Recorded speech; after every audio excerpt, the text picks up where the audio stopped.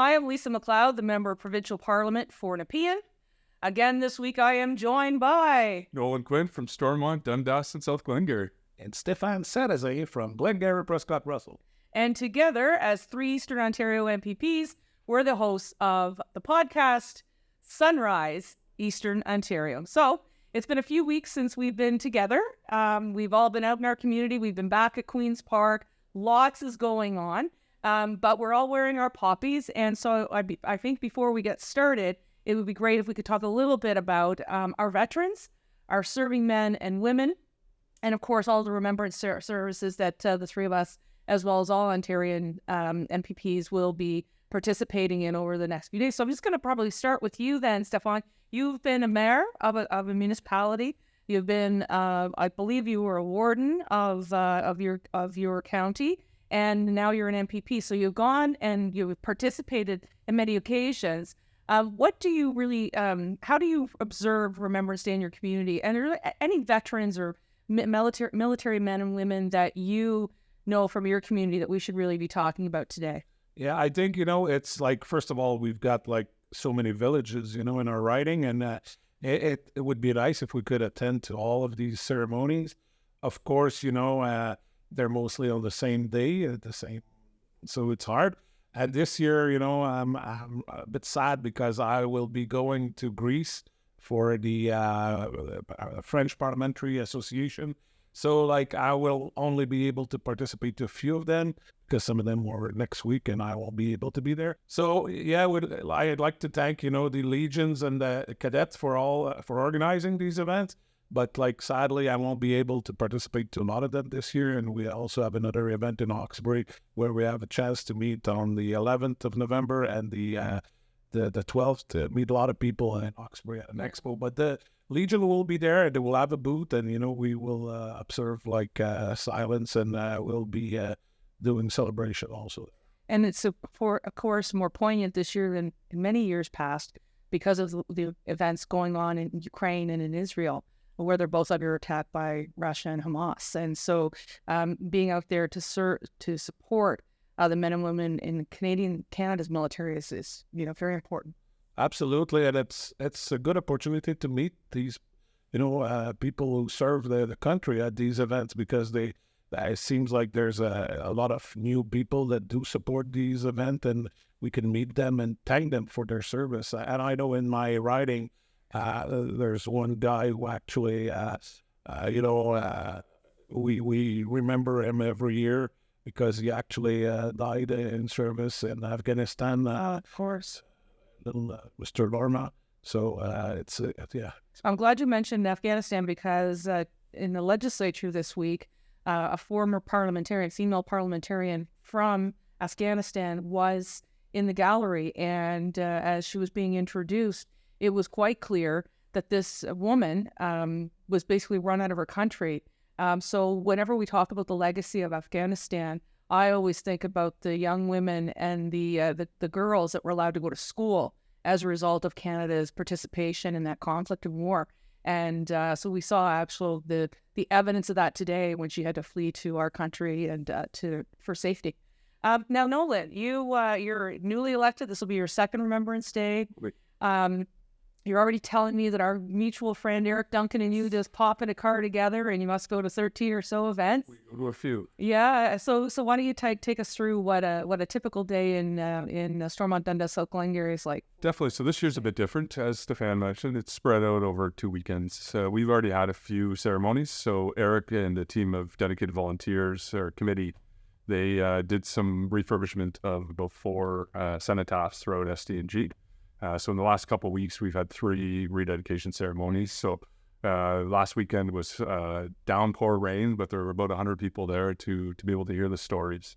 I think that's what resonates the most with me. And last year I brought my children along on Remembrance Day as well, is to hear the stories of sacrifice from our fallen soldiers and the ones that are currently serving as well. I think, with the rededications and the refurbishment, it really hit home with me that the next generation is going to be able to understand the impact and the sacrifice that many of our veterans have given, as well as their families too. It's not just the ones that go overseas; it's the ones that are left behind as well, that have to deal with mom or dad being away. And I can understand that a bit being in Toronto, But I could not fathom being at war and knowing if your spouse is safe or your father or mother is safe as well. So Yeah. Now you're a father of 3 children, and they're obviously in school. And I'm wondering, I know when Victoria was in the public school system, she's obviously in university now. Every day, every November 11th, they would mark sort of with a service in the schools. Do your kids also participate in those? they do, yes. And my wife's being a teacher as well. So she will let me know that, the whole week is Remembrance Week. So a lot of her teachings are revolving around the story, the sacrifice of many veterans, and also what's going on in the world currently right now. You mentioned it with Israel and Ukraine. There's a lot of unrest right now. And, it's something that sometimes we as Canadians take for granted, knowing that we are very safe and we have a roof over our heads. So, yeah, the children, they look forward to it. They do some poppy drawings and they share the stories as well. And it always really hits home for me when my children are bringing the stories home from school and they're sharing them with us when they get home. And then I know it really had an impact on them. Yeah, by the time Victoria left grade 6 at her school, I had memorized everything that was in that program because they were very repetitive. But in my case, I used to have a constituency large like yours, and over a 2-week period would also go to about 13, 14 different events. That was me and Pierre Polyev would be hopping in the car and going to all those. And I loved them. I thought it was a great time every year to be participating with some of our community leaders that go above and beyond. And it's veterans, it was military, but then it was also, as you say, Stéphane, it was the cadets, it was the people that make our communities run. So I love participating. My husband, my father, my grandfather, and great-grandfather all were part of the Canadian Forces at one time or another. So my husband is a veteran, and he often accompanies me to these. I'm a big supporter of the Cameron Highlanders, which is our regiment in Ottawa. It was the Duke of Edinburgh zone, and they're obviously based in Nepean, as is National Defence Headquarters. So there's a lot of military presence in my community. And, it's this time of year as well where we look at some of the veterans we've known who have passed, not from war, but have lived great lives after serving. And we remember them because they were pivotal in our communities. And I'm thinking of my friend Gus Esty, who served in Korea and ended up at the Pearly, which many of us know, and he's passed on. So we'll be thinking, of course, of him when we go to lay the wreath on November 11th. But there's a lot of things that are going on across the province. We encourage Ontarians to make sure that they do support our men and women in our military. Just shifting gears now, we did talk about your kids, and it was Halloween this past week, and you're up for Dad of the Year. Why don't you tell all of our friends what you did? Well, it's to make up for lost time. So I drove home on Halloween. It was about 4.5 hours each way, so about 9 hours in the car, and surprised my kids. The look of shock when they got off the bus and I was sitting in the driveway. Those are memories that are priceless, and I do miss a lot, as we all do, and it really makes me cherish those memories even more. The small things really add up. So we went out last night. It was a bit chilly, but my son was skipping and jumping the whole time and singing Ghostbusters. So those are memories that are going to resonate with me. My oldest daughter, Nora, she was contemplating whether she wanted to do trick-or-treating this year. She was contemplating hanging out at my mother's house and handing out candy, and she's only 10, so that really hit home with me that maybe I'm going to miss the rest of her Halloweens. So, it was a little bit of a sacrifice, an extra coffee today, an extra coffee yesterday, but it was great to be home with them. Well, I'm glad, because if you hadn't gone, Stéphane and I were going to go as Ken and Barbie, and we were going to get you to drive us around neighborhoods around Queen's Park. I enjoyed going with my kids, but that sounds like I made them get a little bit better on my driving skill. That's good. Well, we like to have some sure. Yeah, next year. There might be another guy-girl movie out. I don't know. I know, Stéphane, we talked a little bit about Greece in the last segment. I think it's really important our constituents understand in Eastern Ontario the level of your interest and commitment to the Francophonie and what you're doing and why you're there. It's not a junket. It is an actual positioning Ontario in the French-speaking world. around the world. Absolutely, and it's going to be really interesting. I mean, I've been to Barcelona last year, and that's where we meet. Most parliamentary, like they represent, like some represent like Europe, Africa, Asia, and it's nice to see.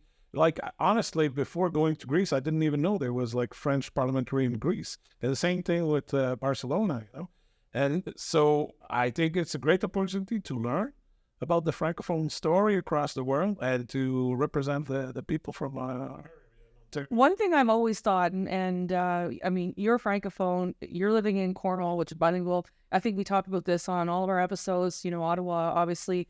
And there's always a need for Francophone teachers and other, folks in different areas that are first language is French. And we can't always seem to attract them. And I think one of the things that's really cool about what you're able to do is find out, how can organizations like our Ministry of Education or even TFO, which is our French language public television in Ontario, can attract talent. Is that something that gets on the agenda while you're there? Absolutely. We talk about all subjects, and education was a big one. I just came back from Louisiana. I don't know if I mentioned it in the last podcast, but it's actually the woman from New Brunswick that's working for the government there to try to put back French education in Louisiana because, of course, they lost all of it. Like the government at the time just said no more education in French. Yeah. So that's almost what happened, in the early 1900s here in Ontario. So now, as you learn about it, as you talk with these people from different countries, you kind of understand more and more. How we got, like, I guess we were lucky having people that resist to the government at the time and said, we want to keep teaching, in French. And now today we're lucky to have a French education. Exactly. Now I want to go to you, Nolan, shift gears a little bit onto the carbon tax. Obviously it's gaining national attention. We saw earlier this week the federal government carve out a certain region to give a reprieve. That leaves our constituents out. We have been doing a number of different initiatives here in Ontario to support consumers, but it's really coming up. We're talking about infrastructure. We're talking about natural resources. We're talking about building hospitals. And then of course we know it's hitting agriculture. You have a lot of farms. We do.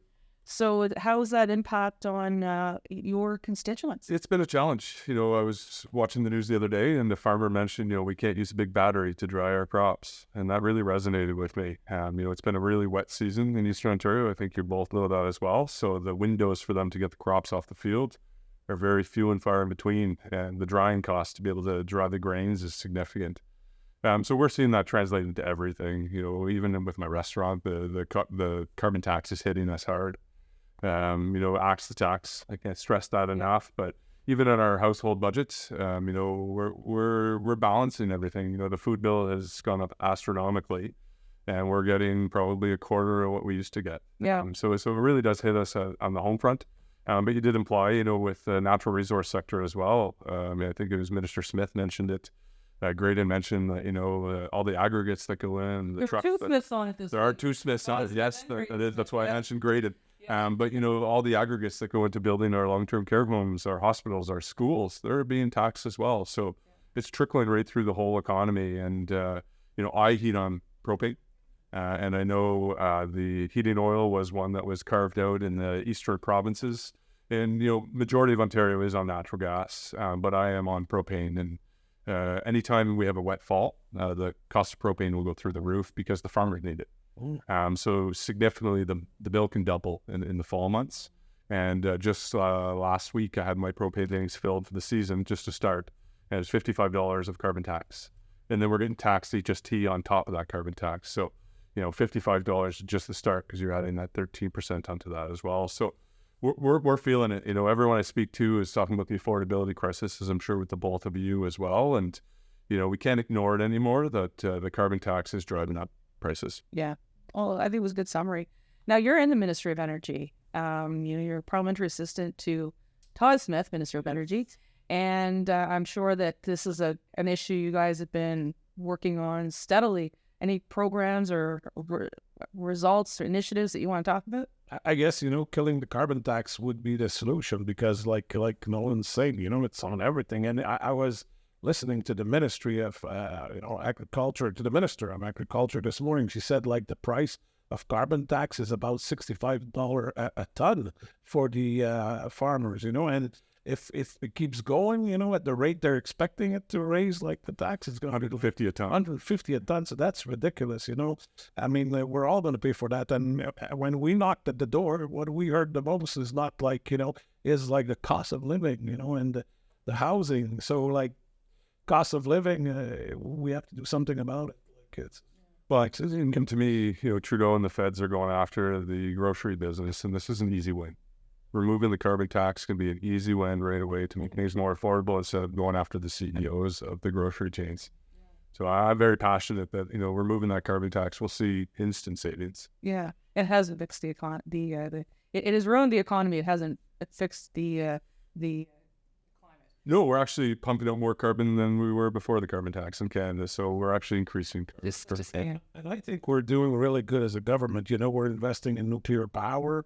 I mean, but we're going to see these results, like a couple of years from now, all these investments, because it takes a while to get these projects going. But meanwhile, we need natural gas, for peak demand, and it's a reality. Yeah. Now, just before we sort of wrap up and you guys ask me a question or two, I wanted to know, are there any big events in your constituency that you've either had in the last 3 weeks or one that's coming up during the break week that you're excited about, that really made you feel like, wow, I'm really getting something done here for my community, and not just in the legislature, but right at the grassroots level? So last week we had the 50th anniversary of Big Brothers Big Sisters of Cornwall, and I'm a passionate advocate and supporter of their organization. The mentoring program, the one-on-one with the youth, I think is extremely important, and the back and forth drive to Toronto, I was thinking about what I was going to say at that event, and my life is full of mentors. You'd be one of them. You've taken me and Stéphane under your wing very quickly. And I'm wearing stilts, I could do that. Maybe not physically under the wing, but you're one of my mentors, and I've had many mentors over the years. So to have Big Brothers Big Sisters doing that for our youth for 50 years in Cornwall and the region, that's significant, and it's impressive what they've done. So that was a great event. And then next week in the riding week, I'm actually going to be touring through your riding and yours as well, going to all the legions, and we're talking about the Soldier Aid Commission and the availability towards our veterans as well. So I'm going to be spending 2 days on the road, all Eastern Ontario, going to see everyone's communities through. So Steve Clark's ridings, your riding as well, Goldie's. I've got 2 legions, so let me take you out. And I also owe you like a DQ hamburger, like Vanessa. We had one of those. I think I'm doing about 25 legions over 2 days, so it's gonna be a good tour. I'm tired. Well, but to hear the stories, right, and to see their passion, and I'm very passionate about it as well, is to make sure that our veterans and our seniors are looked after. Yeah, I was once the minister responsible for Soldiers' Aid and wanted to revamp it so we could increase it. And so when Minister Todd Smith, succeeded me in that portfolio, we were able to do that as an assembly, so expand it, which was great. I actually have a book at home that maybe I should give to you, because it is the 100 years of the Soldiers' Aid Commission. And what people don't know, it's actually the oldest Veterans Affairs branch, I think, in Canada, not in Canada, in the world. That's good information for me for next week. Yeah, it's so perfect. At least it's given me a few books. little bit regional books, ones that are in Eastern Ontario that you've received over the years, and I absolutely love it. I'm a bit of a history nerd, and as I've said to you guys before, I'm from St. Andrews. It's where the first premier is buried, and he built Quinn's Inn as a stagecoach inn before he became premier. Simon Fraser's in St. Andrews. He's buried there too, so lots of history. We say this, but STNG is where Ontario began, so Sunrise, Eastern Ontario is very fitting. I love it. All right. You, my friend Stéphane, tell us what you've either done or you've got coming up. We just had 2 great examples there from Nolan. Yeah, well, I'm really excited about like one of the favorite event that's going on in my riding. It's not an event, but it's like the Oxbury Expo. And I've been, this summer, earlier this year at the Rockland Expo. So there's a chance there to meet a lot of people and for them to ask questions, to their representative, like to their MPP. And, it's always nice to feel, the pulse of the people. And, they come to us with questions. And by the time we explain them, the situation, sometimes they don't quite understand what's going on in Ontario, how well we're doing, with the economy, with the energy sector. And it's a great opportunity to meet with thousands of people and tell them how good we're doing. And I offered that we could join him at his booth and we could operate this a live podcast. That'd be great. Yes. I think we could entertain many people. I was going to call it a sideshow, but yes, we'll call it a podcast. Well, I love the community stuff. So a couple of weeks ago, I had the opportunity to join with the Jewish community in Ottawa, which was a massive attendance. It was incredible. Both the Prime Minister and Pierre Poilievre were there and spoke and in defense of Israel and their right to defend themselves. And so I firmly believe in that. So I was able to do that. Then, as you know, both of you and some of my constituents would know, given that I'm bipolar, I did go through an acute bout of bipolar depression. So I hadn't been able to really do work for 3 weeks. But one day I got myself up because I was doing a lunch and learn. And I do these things, lunch and learn. I don't know if I've ever told you guys about them. They're a series I do one a month, and it's open to anyone in my constituency. It's better than sort of open house hours at your constituency office because I give everybody a sandwich, everybody a sweet, and we listen to a topic. And we have done mental health in the past. We have done heart health in the past. We have done dementia, and this particular one was on sex trafficking. And it's very bad in your constituency because you have the big highways running through them both. And so it's happening in every community across Canada. It's happening at every single hotel. Every time we have a meeting, a convention, or a sports tournament, it's likely to occur. And Laurie Scott, our colleague, brought in the Girl Next Door Act. And she really was a trailblazer on sex trafficking and promoting awareness and getting funding. And then I happened to be a minister of women's issues in the first year of our mandate in 2018, 2019. And I really decided this was something I wanted to focus on. And so it was really a big eye-opener. And then we're going to do another one on diabetes just before Christmas because we want to make sure people... Sugar before Christmas, all the treats and cookies. So anybody that wants to go to any of these events, you can call us anytime for sure. But I love these lunch and learns, so they're really, really good. That's all the questions I have. It's up to you guys now, and if you have any for me, or did I wear you out? I think it's really nice to see everything you're doing. For us, we're still new in this world, and we're trying to get our things organized, really. We're hoping to get at that level eventually that we can do a lot of events, regular events. But it seems like, we're doing catching up since we've been elected. Yeah. And with the new staff, and everybody that's been, we're just getting comfortable, I think, the role right now, managing to answer all the emails. And, we're getting like many, many emails. Some of them, get lost in the ones that are not that important. But so I have a feeling that we're getting there. Yeah. That was the biggest learning curve was, what is priority, right? There's been so much thrown at you, whether it's through the office or through our minister roles or just events. So one tip I would give any politician, and I'll give it to both of you, is look at your year as a calendar year and then know that, for example, on November 11th, you're going to have a week in your constituency to go to events and don't overwork yourself. And then, because you also have to rest up because we do come back here. For example, when the break weeks are going to be in Christmas and in January, it becomes, you'll see, a cycle. And it's a 12-month cycle because that's the way this place runs. And so the other thing I often tell people, and Steve Paikin, oh my goodness, God love him, last year replayed it on me. And I said when I was, it must have been 2010 or something, and I said, there's always peaks and valleys. And then he played it back on me while I was talking about my mental health. I said, I didn't realize how high my peaks would go, how low my valleys would be. But it is true. Like there's going to be times where you can take with your family. There's going to be times when you're going to want to be there every Friday from 8 until 6 in your constituency office. And there's times that you're going to have to carve out for here.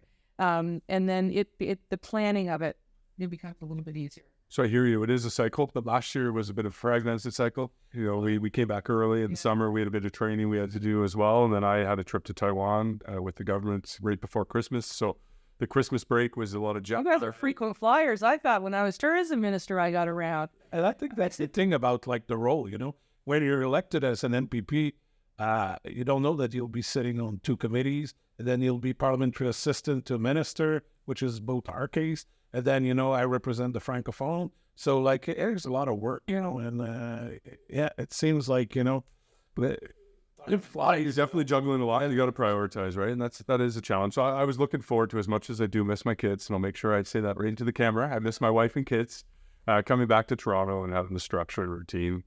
That is important to me. As much as the summer was very busy with events, I just didn't feel like I had the vision or direction I needed. And it sounds strange, but coming up here from Sunday to Thursday and then Friday, Saturday, Sunday in the riding, it really plays into my personality. So, and again, I do miss my wife and kids. Kim, I miss you.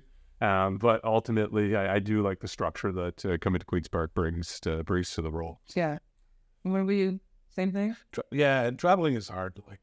And once again, I like to complain a bit about the traveling. What I'm thinking about our colleagues that are serving, the Thunder Bay area, have sometimes to take a flight from Manitoba to get here. So we have often a 5-hour drive, and there's always something. We should all take the train together. Yeah. Back in the day, me and Steve Clark and Randy Hillier and Jim McDonnell, the 4 of us would hop on the train and you fly on the wall of that train. Yeah. Yeah, hopefully there's no one else on the train with us. So anyways, so that was great. So if people want to get in touch with you, Stéphane, what's the best way to do it? Well, I think my phone number is all over the internet, and I'm really easy to get a hold of. I think some people will say that we're hard to reach sometime, but if you leave me a message, I'll get back to you. And I mean, of course, sometimes we have some letters we receive. We have a lot of information, but I think the easiest way is to email us and call us, and we'll get back to you. Same with you? I would say the same thing. Quite often they come into the office thinking we're there, and we're there maybe one day a week in that regard. So it is a challenge to see me in the office, but yeah, emailing us, and I'd like to think I know the phone number, 613-933-6513. Hopefully that's correct. May not be, but you can call whoever it is on the other end of that phone. But no, phone or email, great team. They're always willing to help out with any challenges they have. And, me and Stéphane, we chat about this. We do sometimes micromanage our email and check every email that comes through the office. But, we want to do as best as possible for all our constituents. It's amazing. Well, listen, guys, this was great. I appreciate you doing this. I know that we had a little bit of feedback after our last episode. My mom said, you did sound good. And my aunt told me that she put it on while she was vacuuming. And then I had a constituent of yours that requested me to send her the link when I was at a wedding in my native Nova Scotia. But if you want to get in touch with me, I'm at lisa@lisamacleod.com or 613-823-2116. Either me or my staff will be happy to reach you and connect, as I know my colleagues will. But until next time, this has been Eastern Ontario, Eastern, right?